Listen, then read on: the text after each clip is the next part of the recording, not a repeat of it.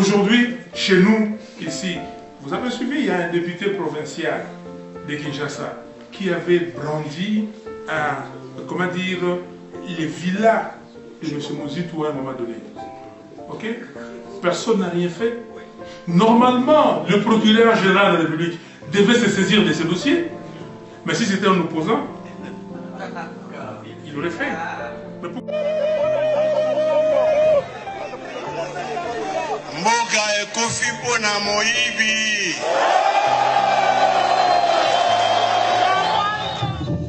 Confirmez tout à l'heure que vous êtes le directeur de cabinet du chef de l'État. Confirmer, c'est la réalité. Je dis vous l'avez confirmé parce qu'après vérification faite par le tribunal, vous l'avez confirmé. Absolument. Voilà, et vous ne l'avez pas nié donc. Absolument. Et comme tel, vous avez été au courant, si pas participé à l'exécution du programme de 100 jours de M. le Président de la République. Je voulais d'abord, votre honneur, vous demander de noter. J'ai une grande fonction à remplir, j'ai toute la notoriété qui couvre cette fonction, et j'ai donc le devoir de me comporter en homme d'État, dans la vérité, et honorer notre justice. Vous avez eu à participer d'une manière ou d'une autre à l'exécution du programme de 100 jours de chef de l'État. Mais combien pouvait en être autrement à partir du moment où c'est le programme? Non, c'est pas tout. Vous n'allez pas me demander de m'arrêter là où vous voulez que je m'arrête. Il s'agit du programme du président de la République. Ce programme n'est pas le fruit de M. Kamere. Ce programme est avant tout élaboré et il est approuvé par le chef de l'État lui-même avant sa mise en exécution. Au salaire yo aux amona mainanga c'est vrai totangaka na yo bien to bandano et tout ça boloko tu vas en prison. En fait c'est pas moi qui vais même t'arrêter pour la justice l'état au biso tozoko. C'est pour ça que je dis biso tozoko ça parce qu'on va instaurer l'état de droit dans lequel il y aura une justice indépendante. Donc ça veut dire que même Ngayo Nazolobo, ceux qui n'a déconné, cette justice s'en prendra. Comment je vais faire maintenant pour l'arrêter? Puis c'est moi qui aurais instauré ce système. Malheureusement, Tshisekedi n'était pas, et il nous le disait, c'était un garçon correct. Utu na nenga ko sombango papa nenda ko sakala na mbongo ya République. Azui mutu kakutu ya mutu ko papa na ko tambola Jeep Mercedes wana asombi yango na Kowete na 857 000 €. Cette Jeep est à Kinshasa, c'est la Jeep que M. Rokaningin Kingi aza ko nane. Ma batindele kisi na Burundi. Basali misa na Burundi. Ba prier amida kisi no so papa na chatira tika ki asimbisi veka da bazis ba ko kende kaka.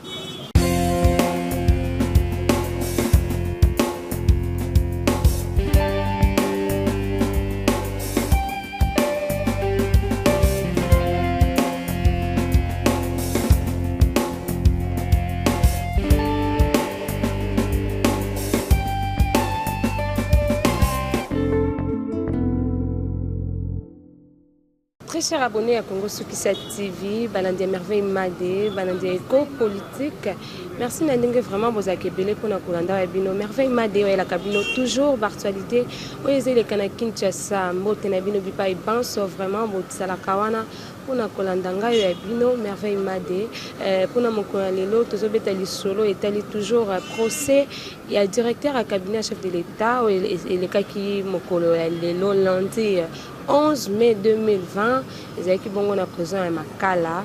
Dans le cadre de invité moi je l'appelle Maître Joël Kitengene. Vraiment, ma solo au Italie procès. Il y a mon amboka Vital Kamere. Maître Joël Kitengene, bonsoir. Bonsoir madame, bonsoir na Balandinho sur Congo Sukisa Télévision. Bonsoir chez vous. Merci beaucoup, Maître Joël Kitenge. Le lot est vraiment le soleil à procès à Ndeko Vital Kamere. Tous allez qui ont au monument comme c'est l'équipe va renvoyer le dossier en go. Audience va renvoyer pour le 25 mai prochain. Impression à vous?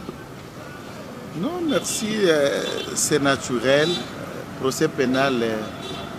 Otoye Bibisonyo Sobabaza va initier la pratique. Audience à Liboso.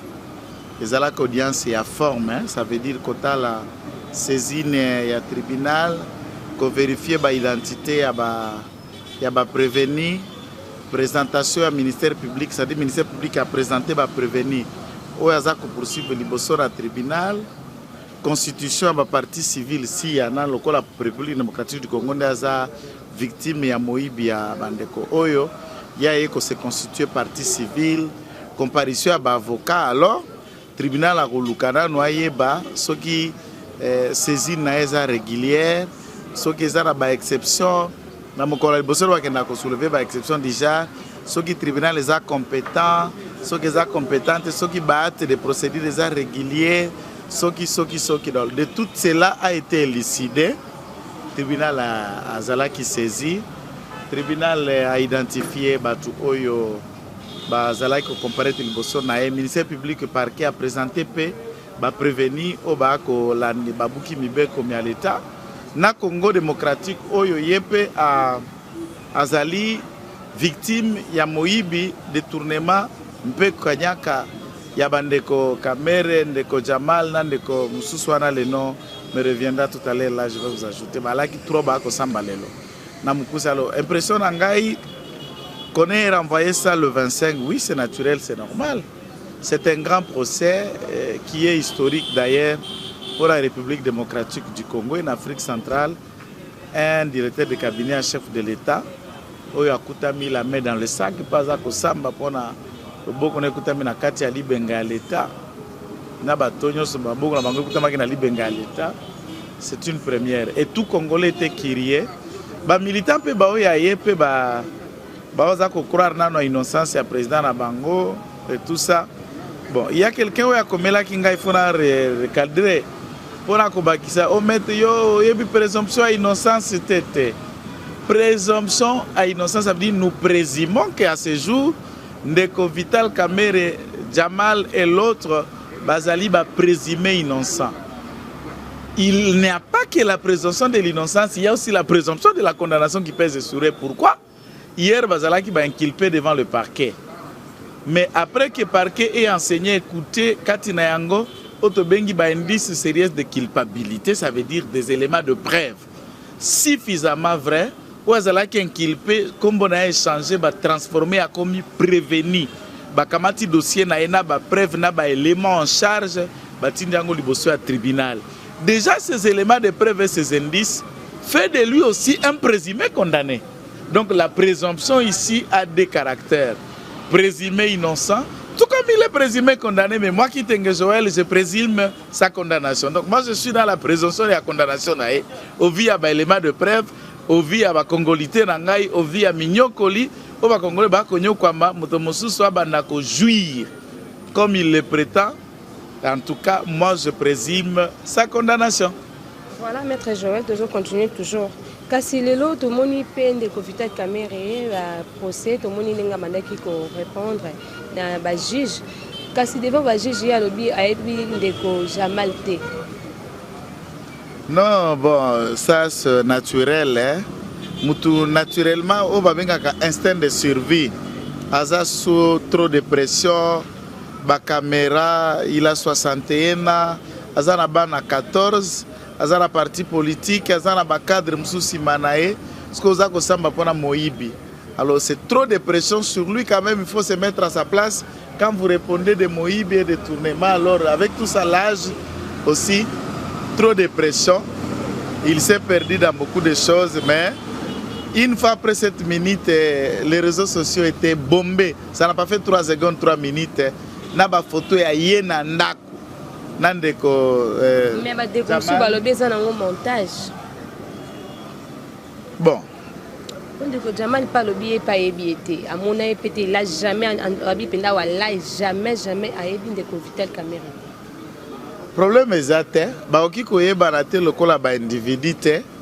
Le fait qu'il n'a pas 100 jours, lui, Kamerhe a pris cet exemple et alors il y a campagne. Nous ne sommes pas dans la campagne, ici il est directeur de cabinet. Dans 100 jours, dans ma maison préfabriquée, il y a une entreprise bonne. Kakami balé à Jamal Wan. Ça veut dire offre, il y a passation de marché et ça les maté. Il ne peut pas dire qu'il y a eu 4, 5, 10 entreprises qui sont venues à Kokanga Bilongi na bango sauté. Puisqu'il n'y avait qu'un seul prestataire, Jamal. Nasamiko Sogi Samibo Congo. Une société créée en 2019, tout à l'heure, pour les besoins de la cause. amené et son neveu était chef d'orchestre pour que Machoana et aux obtenir. C'est clair. Okoye Bayete, mais néanmoins, Mapango ya Jamal ou ya Bassi Angaliema, il y a 50 mètres sur 100, il y a 70 mètres sur 100, les deux parcelles ont bénéficié belle fille Naye Souraya. Et les actes sont là, on a vu les images na bango, na salon, na mida, na banani, na bureau et beaucoup d'endroits. Bon, je ne suis pas juge, hein, j'analyse. Marché wana oya bandako wana préfabriqué, ba pesa kango ba entreprise boni. Vous n'avez qu'un seul prestataire. Yo nozo ko pesa ba marché et vous n'avez qu'un seul prestataire. Oye ba été. Vous n'avez qu'un seul prestataire que tu as donné presque plus de 70 000 millions de dollars en main au Yebaete.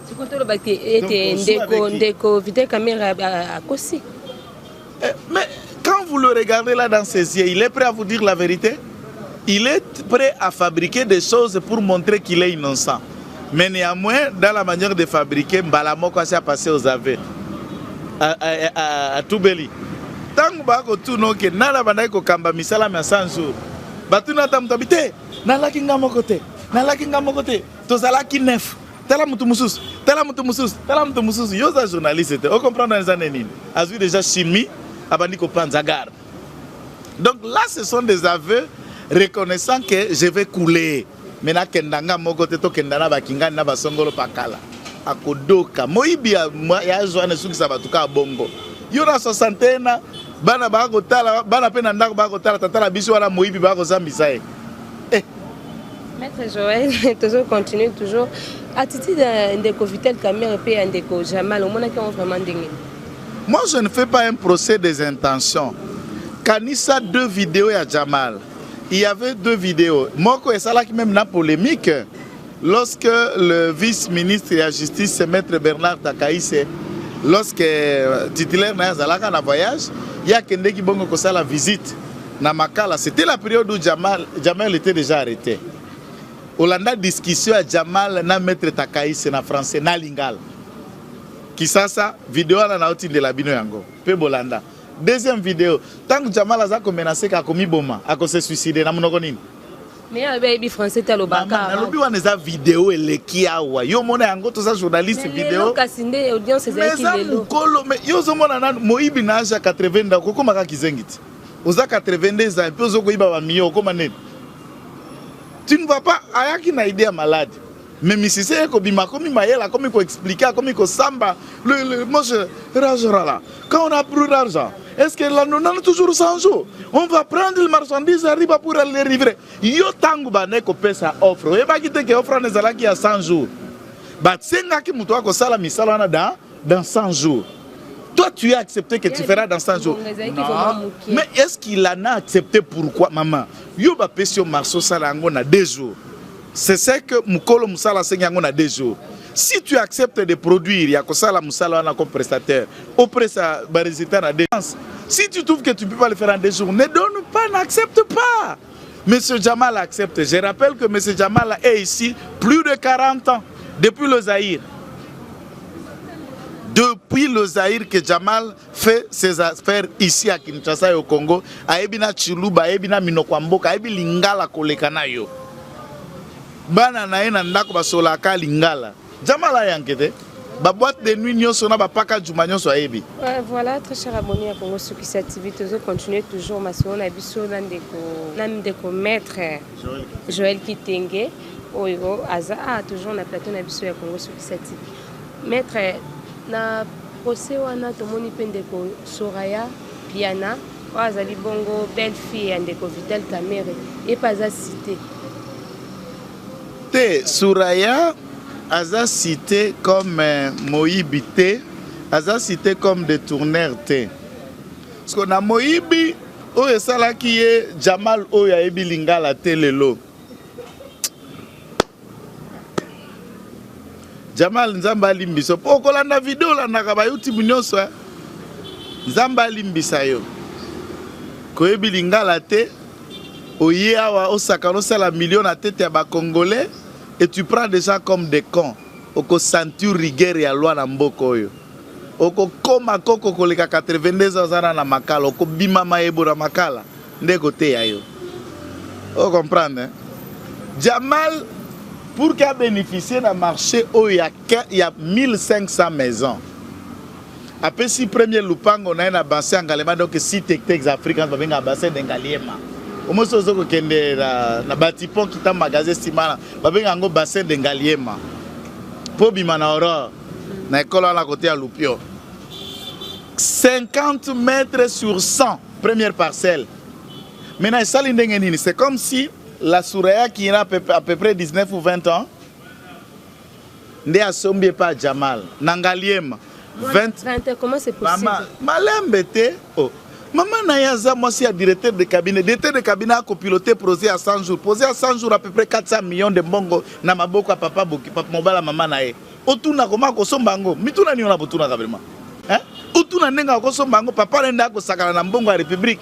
Azui mutu kakutu ya mutu ko papa na yako tambola Jeep Mercedes wana asombi yango na Kowete na 857 000 euros. Cette Jeep est à Kinshasa, c'est la Jeep que M. Rokaningin Kingi aza ko nani ma batindele kisi na Burundi basali misa na Burundi ba prier amida kisi no so papa na chatira tika ki asimbisi veka da bazis ba ko kende kaka. Oko yoka tata moyibi nazo sukisa batu mabe kasi tomoni pe lelo bandeko ba avocat na bazo senga mise en liberté. Mise en liberté provisoire eza le droit na bango malheureusement ko pesa mata ko vanda wana na makala yango nde suena ako kende wapi puska za moyibi ya risque kende Burundi te donc yo comme le babine oza un problème personnel avec problème personnel nazashi nae ngai nazashi nae na banda bitumba nae nga nazana nga na parti nazana parti nae likamoni na kozala nae nazana problème na moyibi nyonso ya Congo ozala na IDPS ozala na PPRD ozala na Palu ozala na société civile mbongo ya bakongolo ya kodondwa nango biso tokokembaka omo totangi na ba condition nini yokendaka na baomi ya Nikin okende na ba hôpital ezala kati ya Kingasani okende c'est facile de dire Paka Djouma mais tous ces gens qui vivent à Paka Djouma sont des Congolais. Regardez les conditions des gens qui vivent. Et d'autres poignées de gens sous prétexte à DIRCAB, à ministre, à député, à autorité morale, à maman Kingani, maman sociale. Et ils jouissent des milliards et nous les regardons en les acclamant. J'en appelle à tout Congolais. Va bobete la moutouma, yewana, soki. Boyeba, c'est de votre argent que ces gens-là roulent avec leur Jeep. C'est de votre argent que leurs enfants étudient à Harvard, à Sorbonne, à Paris 1, Paris 3, à Lausanne, partout. C'est de votre argent que leurs enfants étudient au Canada, à Cambridge. Et vous et moi, nous étudions à ISTA. Nous sommes à homme, na campus, tu n'as même pas une banquette pour écrire. C'est de notre argent. Quel est le problème personnel que j'avais avec Amel? Moïbi a mis sur le abisso, Hazongisa, Namsouswana Jamal. Ce qu'a fait la makala, mi fait la tale avant procès là. Qui a besoin de son corps? Kasi pala ni sama na malobande Covid, la caméra aloba kilelo, alobi azaki paye mon côté. Liste eza mulai babi 9 personnes. Bon ceux qui peut ba citer ba ndeko na mina IDPS pour bazapi ba conseiller. Maman, mutu nyonso aza na IDPS wa ibaki na caméra, wali yaki na caméra ba kokanga yo. Voilà, très cher abonné à Congo Sukisa TV. On est à Malobaya, Maître Joël Kitenge, au Azabongo, invité Nabiso Yamukona Lelo. Voilà. Maître, Ozaïki Pewana na prison, comment on sentait qu'il Angouma topé? Angouma n'engeni, j'étais que face de l'orgueil. Yamana Moïbi à l'Olen Baboeta. Yo Moïbi à ba million. Ba Congolais no so batondi li bandanzima selembao, ba kotala Moïbi à siècle. Et l'Olendouana français, je suis intellectuel, je suis au cadre, j'ai des responsabilités. Moi, il y a l'Olendo le roi Kamere na monana nous terre. Ou qu'arrogance libosio à tribunal, malobana est teinté de mungwa et piripiri, alors que les Congolais veulent savoir mission la bango kewapi. En quoi on peut s'enorgueillir de cette façon-là? Jusqu'à ne pas même écouter ses propres avocats. Battez le malinga piqué. Ouais, à passer aux aveux. Maman. J'ai regardé ces procès, j'ai regardé l'agitation, j'ai compris et je sais regarder dans l'œil juridique que celui-ci ment. Celui-ci c'est un détourneur, celui-ci a été pris la main dans le sac. Et là, Kamere Bilia qui est Bikoki. C'est une fin politique qui s'annonce. c'est la fin politique qui s'annonce. Il n'y a que un parti Oyo INC va avertir de s'en sortir, mais la fin politique, elle est déjà là. Mais là, on a Banzembo Balobi, voisin à trahir Bango. Voisin, ça veut dire quoi? N'aveni à ouvrir la place. Lupango Azoanga, Nawana qui a se foutu là. Lupango Yaye, Amida Zalakawara, donc Oya Lupango Zalasiba Orgaman, Sozo Genena Tripe Gombe. Tripe Gombe, Outu Koto ya Shop Mall. Lupango na Sima Orgaman n'est pas naïa, Masina Liboso, Mama Abana Msuba Kabwana. Kuna place Zana ouvrir Oaneza Lupango ya Amida. C'est chez lui? Voisin n'a général Kanyama. Bamso le général Kanyama, puisque on est quel voisin? Moi je ne connais pas ça. Voisin on est dans le général Kanyama. Si avec général Kanyama ils ont des problèmes, c'est à lui de s'expliquer. Nous on n'a rien contre lui. Parce qu'à venir à cash et Zalandenge Nisugindeko, au cas où Kendeko, Vital Kamera a condamné. Donc vous voulez m'expliquer que le cash là c'est Kamere? Et vous voulez m'expliquer que l'IDPS a conclu un programme, un contrat avec Kamere ou avec l'INC? L'INC c'est lui. Mais non, l'INC c'est un parti politique et Sangarina Batatana Bamama Congolais à Motindo Nyos. C'est vrai, Mokonjago Kambango Vital Kamere. On peut comprendre. Mais ce n'est pas lui, ce n'est pas sa maison, ce ne sont pas ses enfants, ce ne sont pas ses travailleurs. Le parti politique c'est un bien commun. L'IDP c'est un bien commun de nous tous et de ceux qui nous suivent. Moi je vous pose la question, ce caméra lequel devient l'INC? Ce qui peut INC décider et destituer, qui devient INC? Ce qui est l'oko na été c'est l'oko à Bango. Vous comprenez? Si Kamere est poursuivi, l'INC n'est pas poursuivi pour raison. Mayo et les autres sont au gouvernement. Tous ceux qui sont à la présidence, la personne ne s'est montré, à part un simple conseiller, M. Kabila, auquel moi j'en appelle dès demain, professeur Eberand, vous me suivez, prof. Kabila doit présenter sa démission. Il a soutenu devant la barre, Kaza conseiller à la présidence, il ne travaille pas avec Tshisekedi Félix, et il est avocat, il comparait pour Félix, il comparait pour Kamere.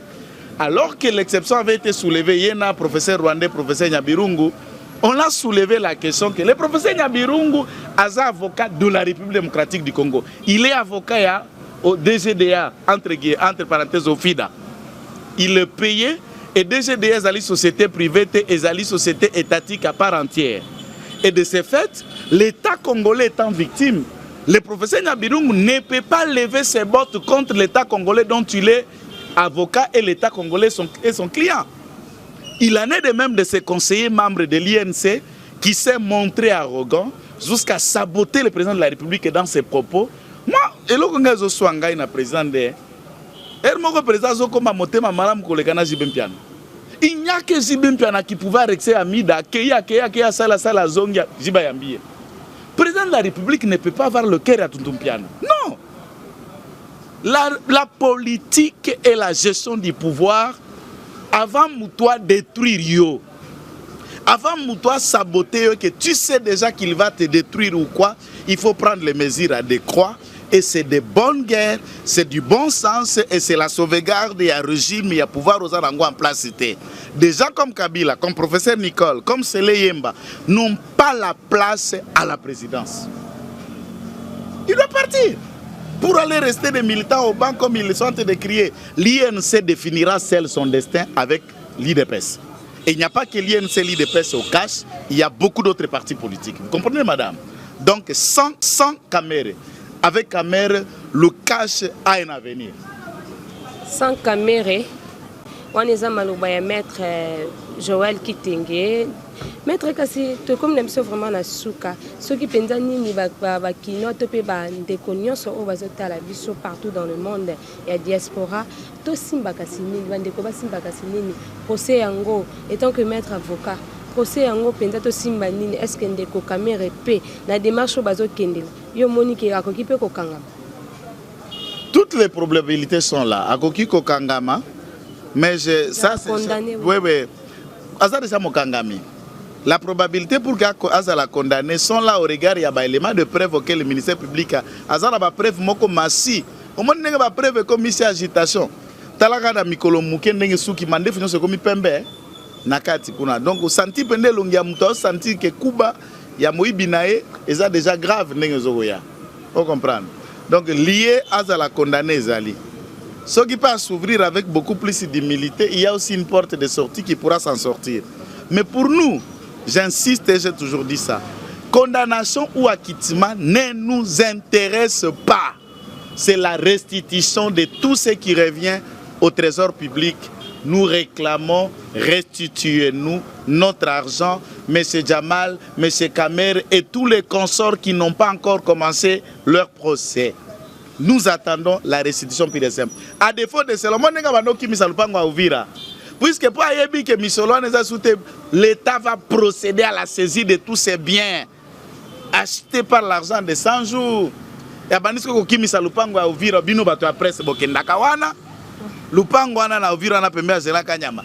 qui n'a jamais plus été locataire au Congo, ni en province ni partout, il n'a jamais été locataire, plus de 25 ans même.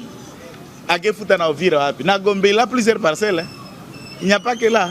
Donc, ndeko soza koiba mapango kozonga na trésor public ezaba obema office de bien mal acquis tata. Écoutez ya yo puisque ça soni na zo koko ba koiba. Maître Joël Kitenge, moi question mususu elinga lisu poto sukisa na biso bandeko ya Bukavu balobi ceux qui veka aza condamné et que ça yinda na mboka na biso. Bandeko beko yinda basani. Baba Nanano avance à la condamner. Comme le... comme ça, je manque de ce qu'ils disent. Tous les fauteurs qui vont soulever cela vont suivre Kamer pour insurrection, pour trouble de l'ordre public et pour la rébellion. Et les condamnations vont se suivre en cascade. Albert Yuma Moyibi Mounene de Oshime Ouaboumi Kamine en complicité avec le clan Kabila. Pour Kebakanga Yuma, on a vu un autre monsieur, le plus mauvais communicateur de ce siècle, Emmanuel Ramazani Sadar. Il vient, il dit, non, si on touche à Yuma, on va paralyser le pays. Gédéon Kyungu, l'autre criminel des rangs. J'ai vu les pasteurs, puisque nous m'aime toujours, il y a peine à l'Ilobanzam, le Rolangai Nalitea, moi Banzambe, ma prière et tout ça. Kabang Numbi Flori, ex-ministre de la Santé, mon docteur médecin, que j'aime beaucoup. Aya gangi lobby boye. La communauté katangaise ba lobby ba simba Gédéon Kyungu te. Soki lobby ba esko kuna na loja bakanga mutu ngape na lobby oko simba mutu na loja te. Okiti boye na nani na ba Congo, o ba Congo ba telemi batikane mwanda nsemi. Vous sentez comment est-ce que tribalisme, régionalisation elingie matasiko comme alikolo biloko wana toko permettre yango te. Bukavu n'appartient pas seulement à Kamer. Maman Denise Nyakeroul, la première dame, Monsieur Mayele, ya tanga pazalaka la musala na poto ava banda ba mususu, okomo kababa tomate na ba pilipili parcours na auto yebite. Yewana azamta Bukavu te. Le professeur Bahati Bukwebu Modeste, l'homme modèle, est doux.